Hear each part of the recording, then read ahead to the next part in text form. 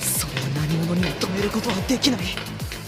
ユキさんの普通があらぬ方向へ全振りされ、いやでもこれなら。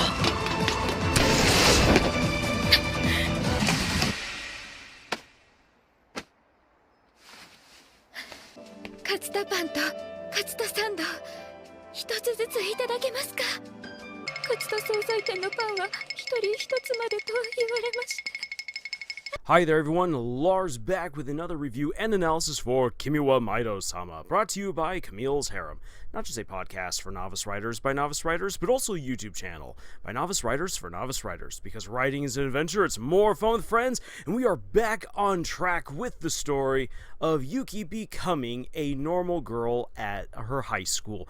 Unfortunately for her, she is anything but, because she's got all of that amazing assassin's pedigree working for her and against her. Say, being a normal girl is already a really tall order for anyone, but especially for a Katsuda sauce craving gal like Yuki. Because, lo and behold, as soon as she has become a student, she learns there's this amazing Katsuda sandwich that is made with the beautiful soy sauce that she has come to love and adore.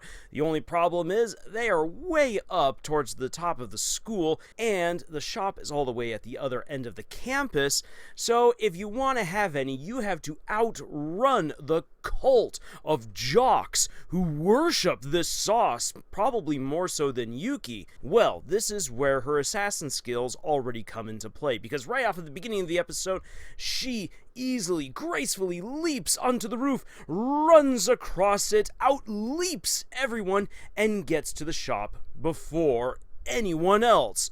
Unfortunately for Yuki, you're only allowed to buy one of the coveted sandwiches. This, however, does lead to a super cute moment between Yuki and Hitoyoshi, where Yuki decides that she is going to share some of her beloved sandwich with the guy that means so much to her. Now, what I really love about this story is that Hitoyoshi is not some super dense protagonist who has no idea what love is and can't put 1 and 1 or 2 and 2 together, or even better yet, 3 and 3, because he totally understands that this is a moment that's like, oh my gosh, this is romantic right here, and his sister's been filling his head with notions of maybe Yuki really does like you, and he's like, no, I don't want to think about it. I don't want to think about that.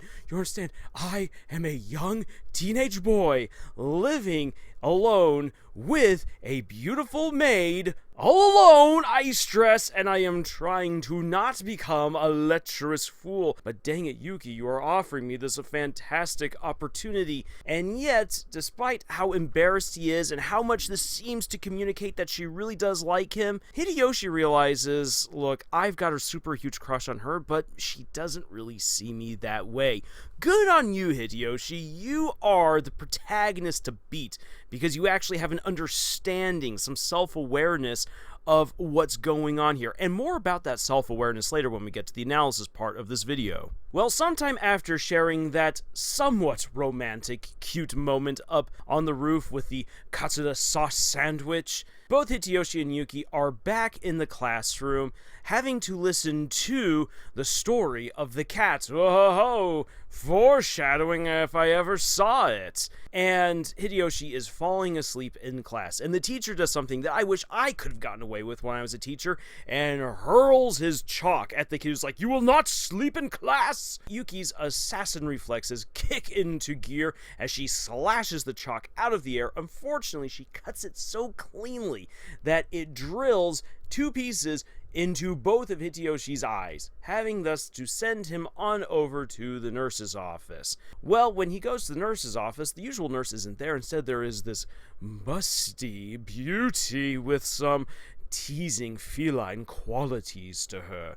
As she checks his eye, she says, okay, look, yeah, so you got hit with some chalk, but it doesn't seem like there's any real damage. However, let's check out the rest of you. Pushes him onto the bed, and Hitiyoshi's like, wait, what the heck is going on here? For crying out loud, hentai has more build-up than this, as she proceeds to mount him and then Yuki arrives just before any of the steamy things can happen. To which Yuki immediately is like, "You are mine." And thus we have a cat and a dog fighting over this little hamster. Hey, that's not just me saying it, that's actually in the story. And Yuki pulls Hitoyoshi away and is all like, "Well, if you're doing better, let's get going." And the nurse is like, "Don't worry about it. If anything happens, you can come straight to me." Once Yuki has taken Hitoyoshi away, she reveals that the nurse is not who she appears to be, but she is an assassin. As we come to find out, this person has been spying on Yuki and is determined to annihilate the new life that Yuki is building for herself, even saying, "I will kill your new family." And thus things are set up for a pretty interesting showdown that will happen between two assassins, because Yuki has been built up to us now for 3 episodes as this blood-soaked assassin who we can kind of get is feared within her community. Someone who's so cold, so heartless, someone who's so efficient at murder, versus this interestingly flirtatious, busty, not your stereotypical assassin chick. This is going to be very interesting to see how this goes down. Now, as far as the analysis for this particular episode goes, let's talk about what was done actually pretty well. So one of the things that I really like is how Hitoyoshi is played as the straight man within this story, and a very self-aware one at that. Usually the straight man is the kind of person who asks, like, "Wait, why are we doing this? Why is this happening? Why are we bursting out into song? I don't get it." It gets very close usually to being fourth wall breaking. It's like light fourth wall breaking, and we definitely get that with Hitoyoshi. However, Hitoyoshi is not he's not like Deadpool, turning to the camera and winking.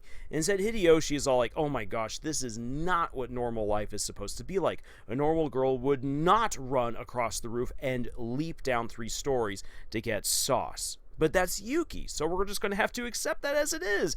This is very awkward and strange. "Oh my gosh, she's offering me a sandwich. Does she not realize just how romantic this is?" I love it, but I also have to come to terms with the fact that she probably doesn't see me that way. And I like that a character is self-aware that way, and that especially comes through when the nurse pushes him down onto the bed and begins to straddle him. And he's like, for crying out loud, hentai has more build-up than this. And I like that you get a moment like that, because it's, again, him calling out the ridiculousness of the situation without shattering the fourth wall. The one thing that does kind of take away from this particular moment is that's like, "Hitoyoshi, my boy, you are more than capable of scooting away from this lady before she begins to straddle you. At least flip around to the other side of the bed. You could have escaped. You're like the lady at the end of the original House on Haunted Hill who was screaming at the skeleton as the skeleton slowly walks away." Yeah, I'm not a huge fan of that, so that was kind of dumb. If they had done it more like in the manga, the assassin is way more forceful and completely catches him off guard. And that would have worked out pretty well here. I don't know why they decided to slow it down, but hey, it is what it is. And talking about differences between the anime and the manga, I like that we are immediately coming around to this assassin, like we should. She's showing up where she ought to within the story. The one big difference is that she was the one who sent the motorcyclist to go and snatch a purse. It was all part of an elaborate trap to pull out Yuki in order to observe her, to then start planning how she was going to catch Yuki in her future trap. Now, that introduction, just like Yuki, was absolutely bloodstained within the manga, letting the reader know, hey, guess what? This normal life that Yuki is trying to make, she can't escape it all that easily, because now forces from her previous life are coming into her new one, and they're not going to let her get away with this, because they are playing by very deadly rules. And I like how in the manga it immediately lets you know what the stakes are, what's all involved. Hitoyoshi and Yuki could very easily die at the hands of an assassin. Here within the anime, those stakes are not well established. Thanks to the flashbacks that we've gotten with Yuki, we understand her background, and we know that it's very dark and dangerous. But the identity and the ruthlessness of her opponent in the upcoming fight has not been well established already. So that means that the next episode if they wish to emphasize that, is going to have a little bit more work to do than what had already been established in the manga. And a good story, such as what Scott and I have been talking about with Dandadan, does its work early on to already establish stakes, establish characters, relationships, do the foreshadowing, do the world building, so that way when you get to those big moments, those big fights, those big action sequences, or those big reveals, they are instead payoff and not work. But with all that being said, I still really enjoyed this episode because it captured the essence of what Yuki is going through. She is a former assassin who wants to be a regular girl, and she is going through the process of discovering what her regular is. So she's going to school, she's learning, which is great. That's what a normal girl would do. She is beginning to develop some relationships. She's mostly hanging around with Hitoyoshi because he's the most important person to her at the moment. So friendships are being built, though maybe not quite as fast as a regular girl would try to go about things. She loves lunchtime. Lunchtime is great. And of course, there is the confrontation with the teacher and everything. These are just normal things. What is not normal is how, again, she uses her ninja-like skills to get the sandwich.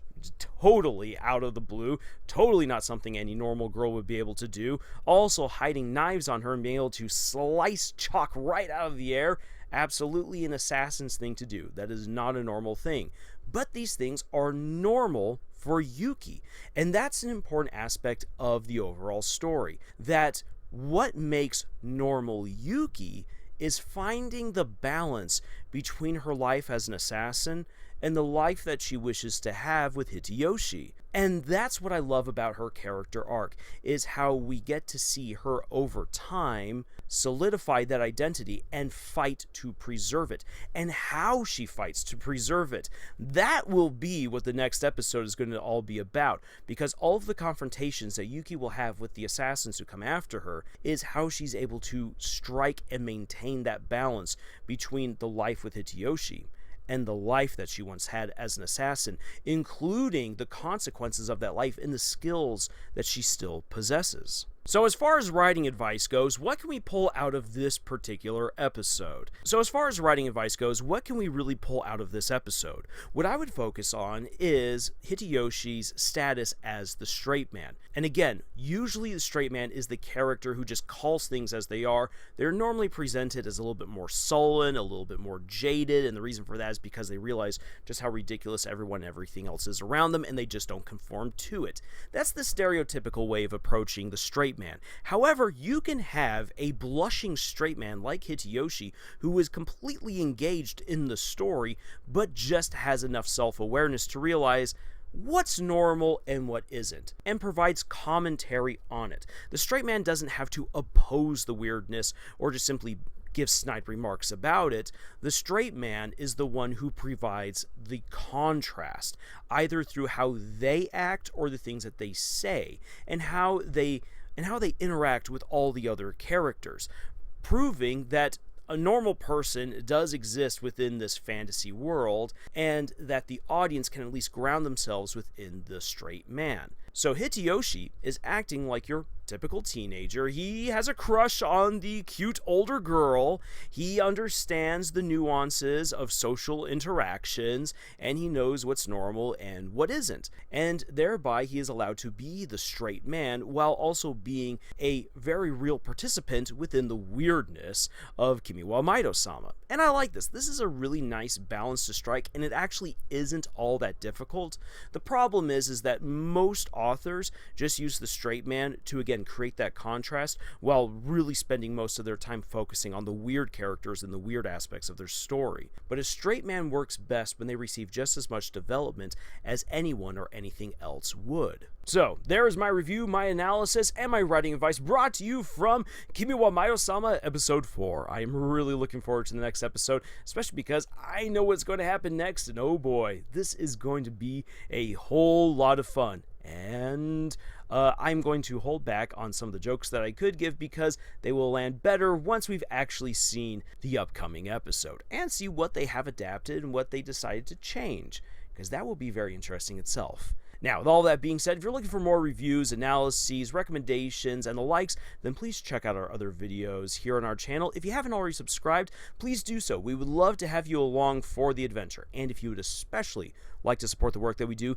please check out the books that we have published. Links for them are in the description below. Otherwise, again, thank you so much for joining us on this incredible adventure that we call writing. And until the next video, y'all, be careful of the assassin girl in your classroom, and tschüss.